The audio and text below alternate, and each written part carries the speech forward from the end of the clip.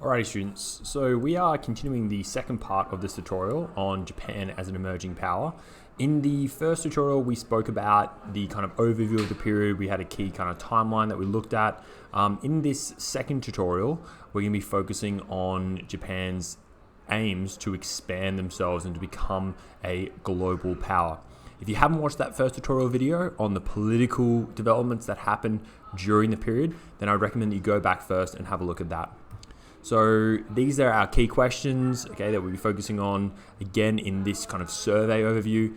How did they seek to expand their global power? What happened after World War I? And then what were the social and political developments of the time? Again, if you haven't already looked at this in the first tutorial, make sure you go back and have a good understanding of the contextual timeline and the period in which we're looking at, as well as the political developments that take place.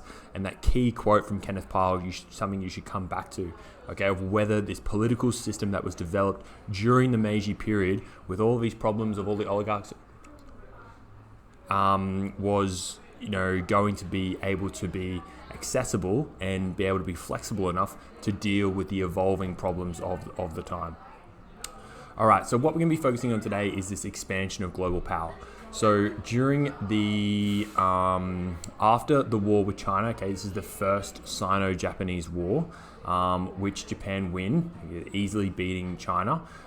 They continue their quest to expand their control over China. And they do this by looking at this section of northern China called Manchuria, okay, very rich in natural resources, and most importantly, connected to an area of interest for them as well in Korea, which they're going to form a protectorate over as well. So they advance into Manchuria, which at this time is controlled by Russia. They attack Port Arthur. This port down here is important for Russia because it is the only port that in the wintertime does not freeze over. So these ports in the north of the country are freeze over during the winter. So whilst this is Chinese territory, it is occupied by Russia. So just be aware of the kind of nuances of that.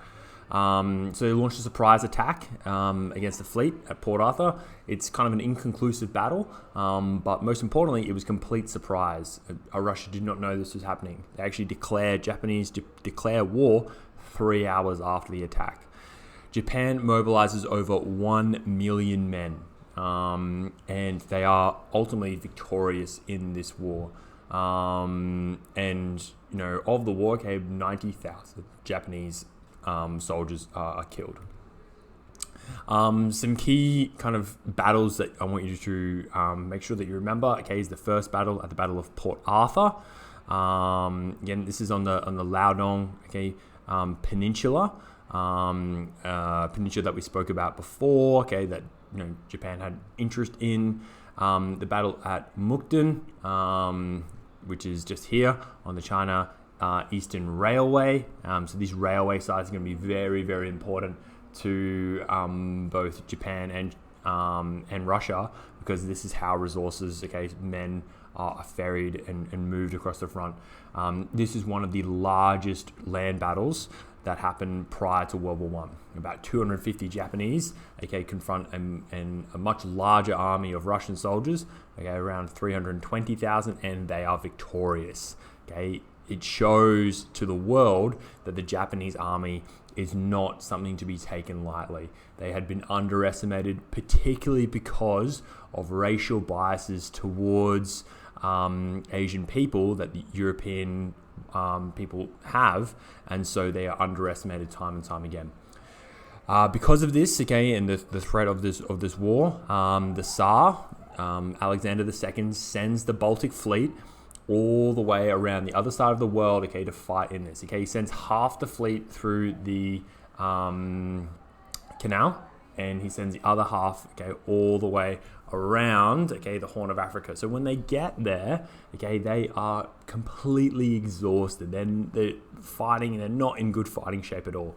And when they fight, this really important naval battle, the Battle of Tsushima and the Tsushima Strait here between Korea and Japan. The Baltic fleet is annihilated. We have 4,380 sailors are killed, with 5,917 captured. Okay, and so because of this, okay, Japan extends their control over Manchuria. The treaty that is signed is the Treaty of Portsmouth. It outlined, okay, that Russians need to cede its concessions in southern Manchuria, this section here, okay, to Japan. Now Japan has a foothold in on the mainland. It also announced their interest in Korea, which is going to lead to them forming a protectorate over, and then finally making them part of Japan in 1910. No reparations were included, which is something that the Japanese Empire were not happy with. Okay, leads to rioting. Okay, 2,000 people are arrested in Tokyo. And after the war, Korea was reduced to a formal Japanese protectorate. So it still remains, you could say, ruled by Koreans, but it is overseen by the Japanese Empire. And so Ito Hirobumi is brought in to serve as the resident general in Korea. So it is a military occupation of Korea. So not only does Japan gain a foothold in Manchuria, in China, it also gains, okay, the Korean peninsula as a protectorate as well. Most importantly is that this is the first time in which a European power has been defeated by an Asian power. That now might seem quite silly to refer to as a very important, significant moment, but during the time when racial attitudes are really at forefront, and this idea of social Darwinism, of the power of European races, of Caucasian races, it is a stunning victory, and it is a national humiliation in Russia that they were lost to an Asian nation. This leads to the 1905 revolution in Russia, in which the Tsar really faces strong opposition from the people to step down. So it really empowers revolutionary spirit in Russia at the time. Although he quells that, okay, it's still his rule in Russia is going to slowly end by the time we get to 1917.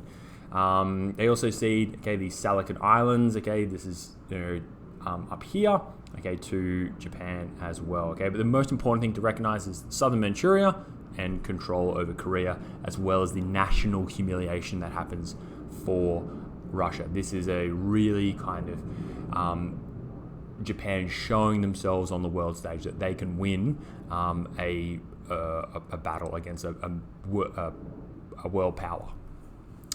As I said, okay, the Russo-Japanese War leads to the annexation of Korea. So the Korean Emperor Kojong, okay, agrees to a protectorate. He really doesn't have any choice. They're very weak. They don't have a strong army. Japan's forces are far more modernized than Korea. And he appeals for the world's support, but is turned away. He abdicates in 1907. And this is really the demise of the Korean rule. And we're not going to see them in charge of their own country, okay, back until after 1945 now. All laws, government decisions, and appointments officials, okay, require the Japanese residential, general's approval, which is Ito Hirobumi. The Korean army is disbanded. Former soldiers joined guerrilla forces and attempted to fight back against the Japanese soldiers, but you can see these guerrilla fighters are no match for the strong Japanese forces that are now modernized. Okay, they're very strong, very powerful. Okay, there's no way that they could fight back. And so between this time, Japanese presence in Korea, okay, continues to multiply. The one thing that Japan doesn't have is a lot of natural resources, or they don't have a lot of land. Now, with taking control of Manchuria and Korea, they continue to expand, okay, economically, and more development goes into these areas. Okay, in Busan, half the population became Japanese. Okay, much of the town was built by the Japanese. It's now one of the largest towns in Korea. They create a modern banking system, roads through Korea, and then the annexation comes. Okay, the formal annexation where Japan and Korea, as you can see in the Japanese Times Extra newspaper there, they are made one after Ito Hirobumi, the resident general, is assassinated by a Korean independence fighter, a young man, and they also have a huge amounts of debt to Japan, and so they formally annex the country, and they make Korea is now no more. It is part of the Japanese Empire. So this is the first step in Japan expanding their control over Asia, and they're going to continue this very much in the future. Another thing that they do, again, kind of linking back into Russian history, is they continue to want to expand their influence in the mainland, okay, in Asia proper. And so they intervene in the Russian Civil War. So now, okay, we're fast forwarding all the way to 1917. The Tsar has been thrown out by the Bolsheviks. Lenin has come to power. Now he's got to fight in order to secure that control. He fights a civil war with the whites, the Tsarist forces, the old guard, okay, of the king, against the Reds, okay, these Bolshevik revolutionary forces. The PM at the time, Terauchi, promised 12,000 men, but they want to send as many men as possible. They send 70,000 men to Vladivostok, okay, and they can operate in an area all the way from Vladivostok to Lake Baikal, okay, a huge area, okay, 1,000 miles between these two places. Originally, they were just sent there to secure control of Vladivostok, but Japan wants to try and expand their influence. By 1922, Japan is the only force that is still there. All the foreign forces leave in 1920. They still want to stay there, okay, supporting the counter-revolutionary forces. They're not doing this for their own sense of goodwill. They're doing this to expand their own power. And you can see the way in which, okay, this is clearly a Japanese source in presenting how the Japanese forces were received when they got to Vladivostok.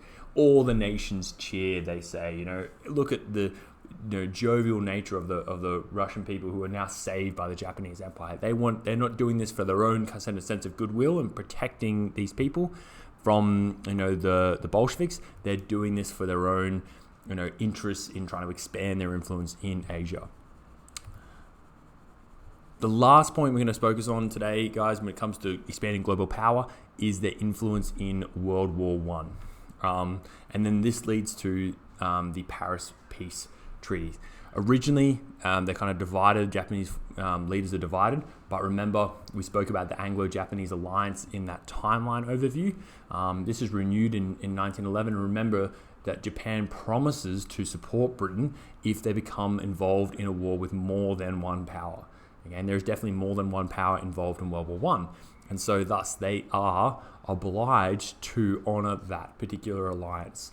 And, really this is, again, as Beasley points out, this is the first time that they're in a position to intervene in European questions, really show themselves to be a major world power. And so Emperor Taisho declares war on Germany on the 23rd of August, 1914. Their involvement in World War I is mostly during 1914. They do send some forces to the Mediterranean, but they're primarily involved in actions in Asia. Germany actually has control over this port down here, okay, of Qingdao or Tsingtao. This is in the Shandong Peninsula. So we have the Liaodong Peninsula, okay, where Port Arthur, you can see Dalan is also called. And they also have, okay, Germany has control of the Shandong Peninsula. So Qingdao, okay, falls by November 7th. Japan had violated then the Chinese neutrality by marching on Japanese soil. And then the Tsingtao railway is also attacked as well. So this is, Japan really taking the opportunity to expand their influence again in China. They also take control of some German islands. So we have the Mariana, the Carolina, and the Marshall Islands. Again, they're always seeking to kind of expand their control. Japan incurred about 200 casualties, held around 500 German POWs by the end of 1914. And so whilst their contribution is relatively small, okay, they're gaining, again, more territory, more land, showing themselves to be a world power. So these are all important steps in their expansion as we move on. Most importantly is that during this period of time, the Allies really draw upon Japan as a part of their economic, development, okay, during World War I. They become a major supplier of ammunition. The industry grows by 54%. This is a real boost to Japan. And so you can see on the right-hand side there, okay, you can talk about the boost to the economy that comes, during World War I. They really become a really economic powerhouse. After, though, this war boom, ends. There's a real fall in prices, unemployment rises, inflation is rampant due to all the spending that happens during the war. In 1918, there's rice riots, in towns and cities across Japan. Food prices get out of control, and this is also exacerbated by the Siberian expedition, that intervention that they have during the Russian Civil War. And you can see, okay, so in terms of the impact that World War I has, you can talk about it in terms of the territory. You can also talk about it in terms of the economic development that happens to Japan because they become a major producer during World War I in supporting the Allies. During World War I, we also have Japan issues the 21 demands. At this time, China is not a country. It is kind of divided by different warlords, the strongest of which is General Yung Shikai. And so they send him an ultimatum that they want control over, more control over China. They advocate for the setting up of a joint Chinese-Japanese police force in China. They require the Chinese government to accept the appointment of Japanese advisors in political and economic affairs. They send a list of 21 demands for which there are 5 groups. The 5th group is the most kind of threatening, and that's what I just spoke about there. And so what happens is, they don't accept it initially. And then Britain talks to China and say, you should just accept it, but only accept group 1 to 4. So 15 demands. And so China, effectively gives up the control over the former German possessions, which is the Shandong Peninsula in Tsingtao.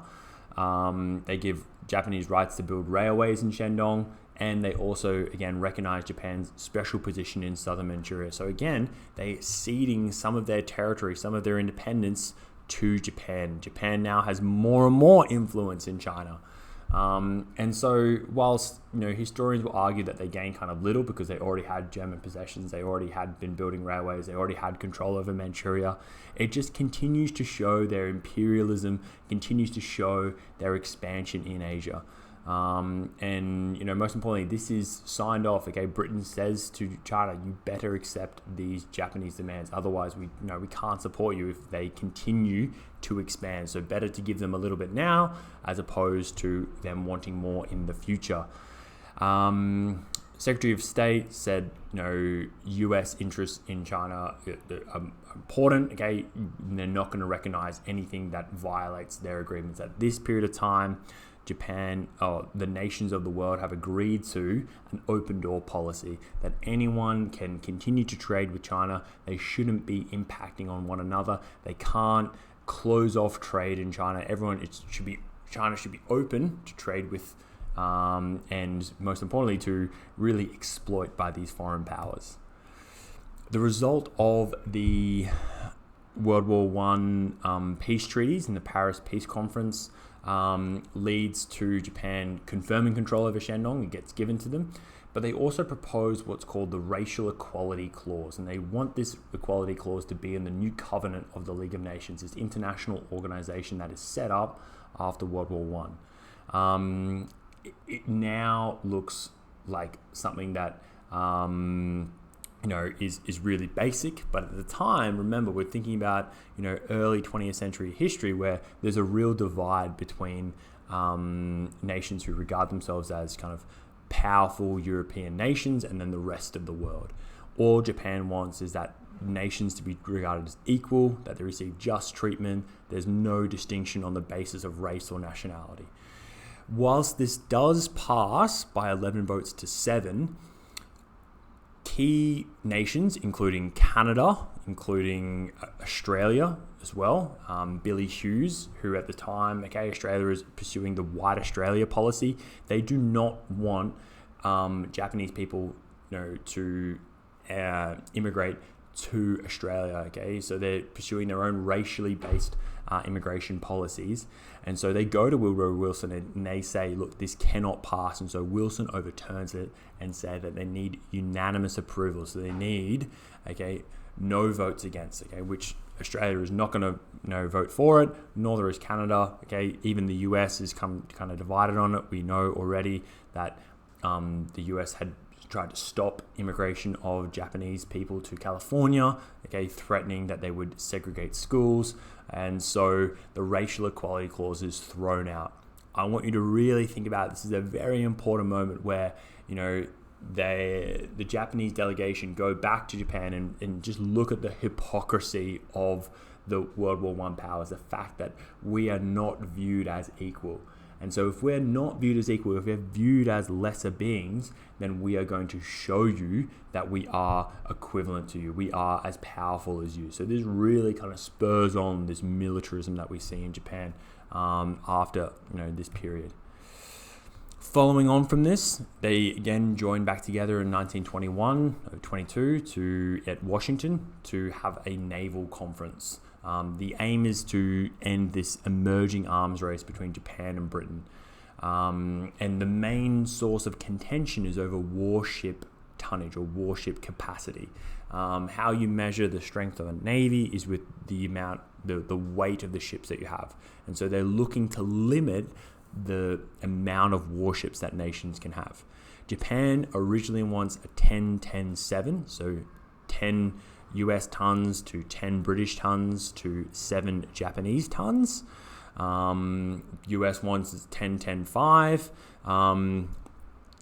The Prime Minister at the time is actually quite committed to reducing government expenditure because it had been really a source of inflation in the Japanese economy during this time. And so the final tonnage that is accepted is a 5-5-3 split. Most importantly though, so while this does limit the Japanese Navy and does make them still lesser than the US Navy, they can still continue building ships up until that point. So they do continue to expand their navy, but it does provide a bit of a barrier to them. Most importantly, though, is that other vessels such as submarines and cruisers, as you can see in the cartoon, are not limited. You can see here the different delegates. Okay, you see British, American, Japanese, the French. It says looking at the submarine issue. America says, don't let it frighten us, boys. Okay, we should solve it, but they leave it unsolved. It remains kind of not really dealt with. And most importantly, they commit to maintaining the status quo in the Pacific. This is important because it stops America from continuing to expand their military defensive presence in the Pacific. Most importantly, in places like Hawaii, in the Philippines, in Guam, these islands which are going to be very, very important when we get into the war in the Pacific. So they cannot build any more defensive military installations in the Pacific. And so that this kind of stabilizes the situation. Yes, Japanese Navy is limited. However, US can't expand more dominance over the Pacific either. So that is the 3-power treaty. There's a few other treaties that are called as well. Second one is the 5-power treaty. It's misspelled there. Okay, it should be 5-power, not 4-power. They just agree to consult each other in the event of future crisis in East Asia. The 9-power treaty is just the internationalization of the US open door policy. This idea that each nation can come and go in China as they want. The Shandong Treaty is also signed here, which returned control of Shandong back to China, but Japan retains control and economic kind of dominance over the area. So you can think about, okay, well, why would Japan do this? It seems silly that it would give up territory to China. You have to think about, they want to kind of ease tensions with China. They don't want to see that they're going to, that they are continuing to expand. They need to make sure they at least present a front that, yes, okay, let's try and normalize relations between us. Let's try and de-escalate the situation. We'll give you back your land, but we want all of the good things that come out of that territory, all the economic elements. So we're going to continue to take that so we can continue to boost our economy, but you can have your land back, okay? It's your territory, but we need to make sure that we continue to have an economic, presence in that area. And so, this is just simply kind of a reassurance. Okay guys, so that is the end of this tutorial, which focused on Japan's emergence as a global power.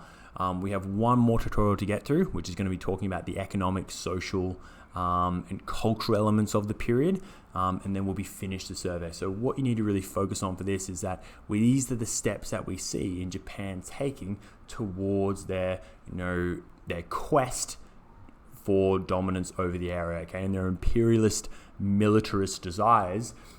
We need to think about the seeds of those are being planted in this period, okay? The hangover from World War I, the hangover from the Russo-Japanese War, the hangover from the Washington Naval Agreement and the peace treaties that are signed after this period really put them on a path towards, wanting to conquer more, wanting to expand, and wanting to be a key global power. I will see you in the next tutorial.